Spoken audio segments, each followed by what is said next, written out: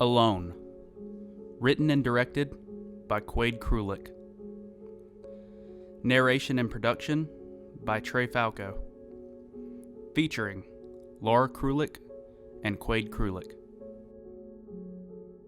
I must admit, I'm having trouble remembering how or when all of this began, but I'll do my best in trying to relay all of the events that have transpired in the world. I wish I could explain the bizarre phenomenon that has gripped the planet. My fear is that no one will be around to read my writing when whatever is happening blows over. I'm creating this brief message as annals to what remains of the Earth once the crisis passes by. My increased paranoia and anxiety have me believe that my time is short, so I will try to convey what I can. I can't really pinpoint where this truly started, but my best estimation would be at the beginning of this year. There were a large number of crimes that were happening all over Europe. It was like a huge spree of random kidnappings and disappearances. This is why it's hard to say when the phenomenon started. People on that part of the world just started vanishing, seemingly into thin air. All of their belongings were still in their homes. There were never any signs of struggle, and not all of them seemed to need a reason to just up and vanish. People just assumed it was criminal at first, and then it started happening in mass quantities. One day there would be a town with an average population, and then the next day, half of it would be gone. That's when the news started to truly pick up on the problem.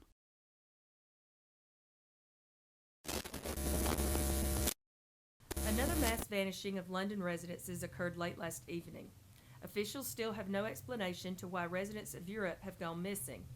The British government claims that this has been considered an act of war, saying that this is a massive act of terrorism from Eastern power trying to devastate Western infrastructure in preparation for an invasion, and will defend its borders if the disappearances continue.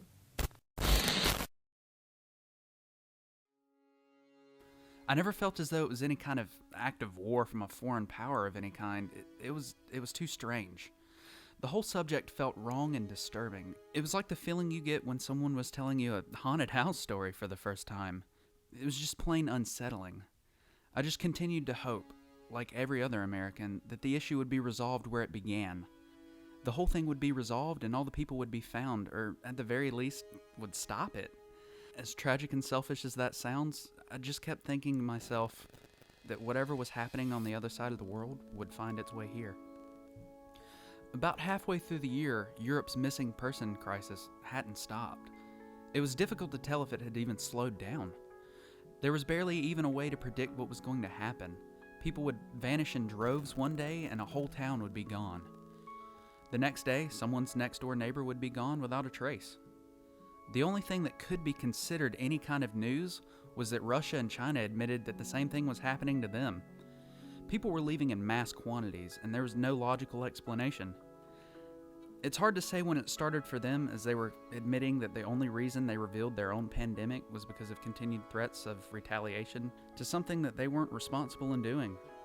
Shortly after that, many nations in the Middle East and Africa were reporting the same thing. The one bright side was that this information was different from other reports. Something different, and maybe some of their experts could help to solve this mess before it got worse. What was once isolated, seemingly, to the continent of Europe has spread across the world. Asia, African, and South American nations are reporting disappearances on a massive scale. At this time, no one has come forward with any reason as to why this has been happening. We encourage you to lock your doors and report any strange activity to the proper authorities. Stay safe. We will relay any information to you as it comes. The news tried to reassure the public, but it did little good when it started happening here in the States. It was the end of summer when the level of people that were vanishing was really obvious, but I think it was happening before then. In the middle of June, I went to work like any other day. The only difference was that when I arrived, a coworker hadn't come into work. It wasn't like they hadn't taken time off before, it was just that it was a little too convenient with everything that was going on. I got even more nervous when he hadn't shown up for a few days, and I found out that he never told our supervisor that he was leaving for vacation. I think that's about the time it truly affected me for the first time. It got worse very quickly. I would drive down the road and see hardly any cars than I usually would. It got to a point where I would walk into a grocery store and no one would be inside, apart from the preppers and very thin staff. I couldn't say if it was because the people who worked there had vanished or if they just didn't see a point in earning a wage anymore. It suited me just fine. I hadn't had free groceries since I lived with my parents. At this point, I was still in contact with my family. I always called my mother on the way to work and would speak to my father too if he wasn't busy. Now, it seemed like I was calling them whenever I got the chance and vice versa. Things got a lot scarier when I couldn't get in touch with most of my friends, and I stopped seeing people in my neighborhood.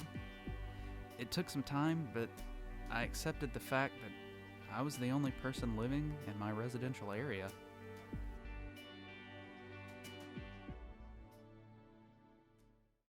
When it finally turned December, I couldn't get in touch with anyone on my cell phone.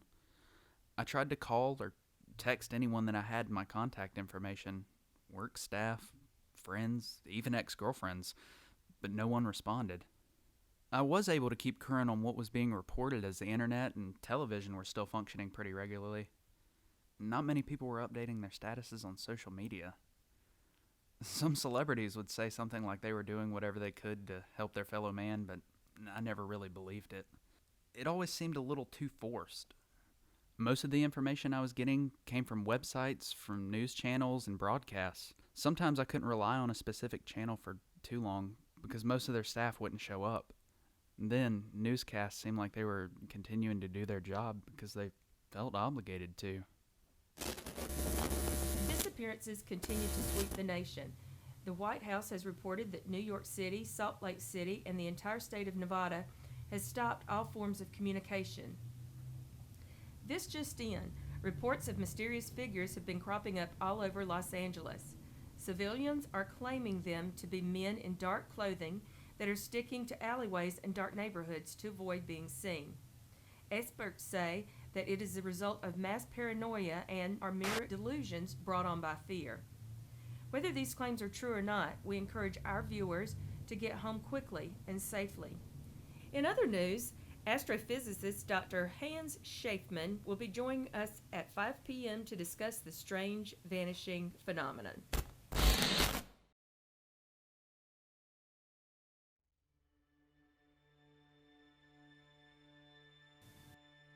The news never stopped being my lifeline. As it got closer to Christmas, there was seemingly no one left in my town. It wasn't small, so maybe there was someone, but there was no way for me to find them. I would often find myself walking down the streets with my portable radio, listening to emergency broadcasts, and often would get food from the grocery stores. One of these days started like any other, but it was different. Honestly, it frightened me. It was the day before Christmas Eve. I left my house and locked my door.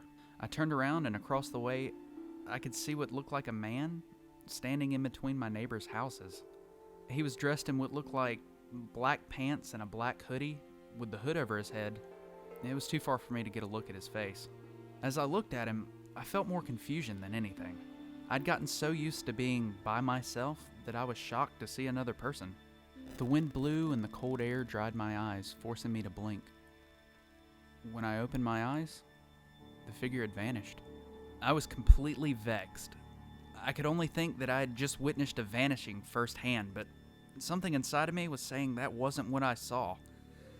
I stood on my front porch for a moment, then started to walk down the stairs, but I never stopped looking at that spot where the hooded figure stood.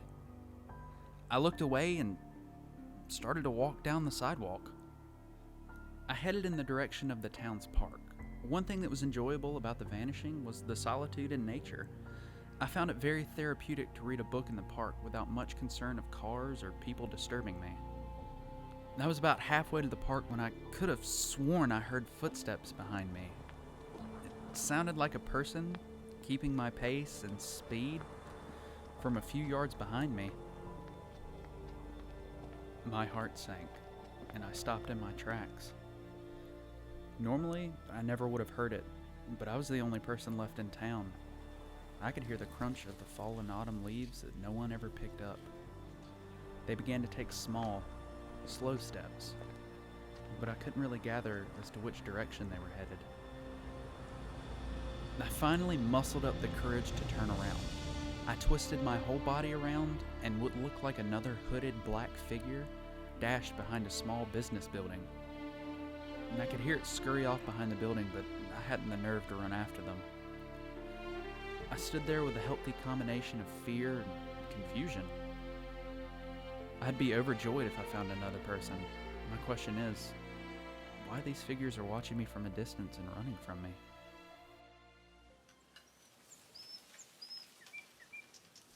I was able to find myself my usual park bench. I sat down and gave my vicinity a quick once-over. My fear had subsided, but my general concern was still firmly present.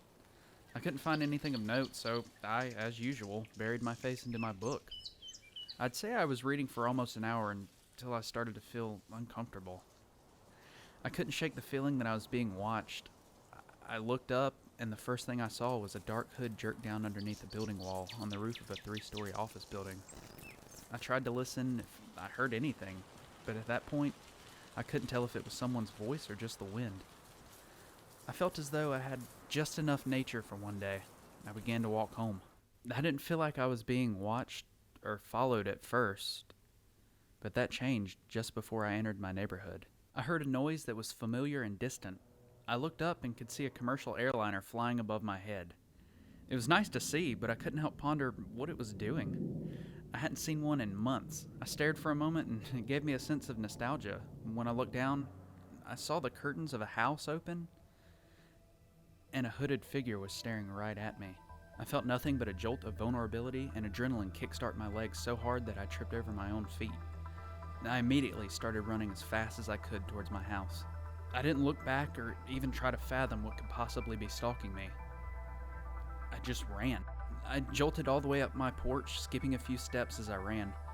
I dropped my keys as I pulled them out of my pocket. I turned to my side to pick up my keys and caught something in the corner of my eye. I turned my head to see what it was. In the same spot where the original hooded figure stood, there were 4 hooded figures staring right at me. My jaw dropped, and another dose of fear mixed with kickstart forced me to open the door to my home and lock it behind me. I went to my living room that was located one room over from my foyer. I looked out the window, and there those figures stood. I still couldn't get a good look at their faces.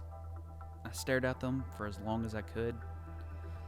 I tried to think of whom those people might be, but nothing was coming to mind. Within a few minutes of me looking at them, they dispersed and walked in all different directions. I tracked them all with my eyes, not giving any of them favor with my attention over the others. I tried to see where they may be going, but I was for sure that I wasn't leaving the safety of my own home. The night passed without incident, but when I walked down to see if those figures were still there, I was shocked by what I saw. There were at least a dozen of these hooded people out walking through the neighborhood. As soon as they noticed me, they walked off in all different directions. When they were past my vision, the neighborhood felt empty again. I ran to my television. I grabbed the remote and turned on the tube to see if there was anything that could explain what was going on. I was always scared of the crisis. I was frightened that I would have to wake up to whatever was happening would take me too, but there was nothing that prepared me for this. I just felt as though whatever was happening was targeting me specifically. I couldn't think. I felt as though I was trying to solve a puzzle with missing pieces. The feeling of dread and isolation that soldiers feel when they're trapped behind enemy lines was consuming me. I felt as though whatever had gripped the world was hunting me down. The sensation was so terrifying, like these figures had already taken whatever was left, but they missed me. Now, they were aimed at kidnapping me or abducting me. I felt like the television could help with something. My group are headed there. Meet us if you can. This broadcast will repeat. You won't get any reports from the station anymore. I am a cameraman who worked here last year, which is why I know how to work the equipment. It would appear that the staff has either chosen not to return to the studio or has vanished. So those who are still out there, I'm sure you have noticed the black hooded figures. I can't really explain what they are, but I do believe that they are the cause, if not an effect, of the vanishing crisis. The only things I can say is do not let them get close. If one of them gets comfortable around you, they will begin to gather and gain in number. Once they feel as though they are safe, they get closer and closer to you. I also think they are responsible for the global abductions because I was living with a group of friends that hadn't been affected yet. Then we started seeing those hooded figures. We just assumed that they were survivors, like us. Their numbers increased, and after that they started closing the distance between us. At that point, like usual, members of our group would disappear the following mornings. I have not engaged in a physical altercation, so I cannot recommend fighting them.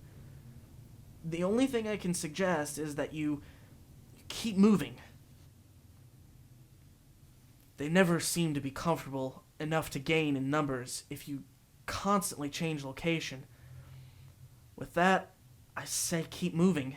It is the best way to stay safe. I and my remaining group have tried, and we have successfully stayed together. No one has vanished in a month.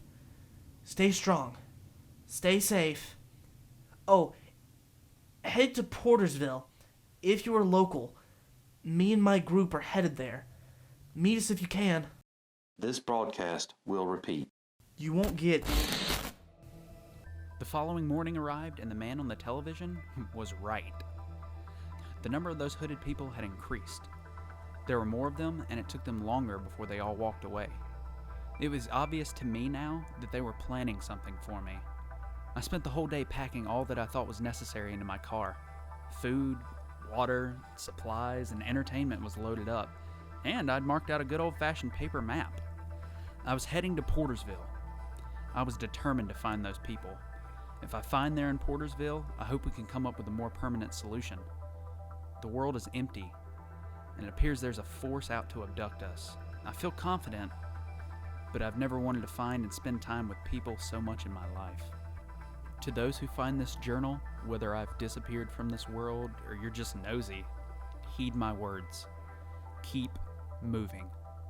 Never stop, and do not fear these hooded figures. They appear to be more scared of us than we are of them. And I don't know how long that will last, but have hope. Though the world has tried to fool us, especially recently, you are never alone.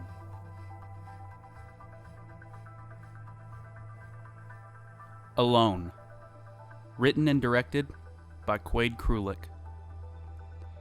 Narration and production by Trey Falco. Featuring Laura Krulik and Quade Krulik.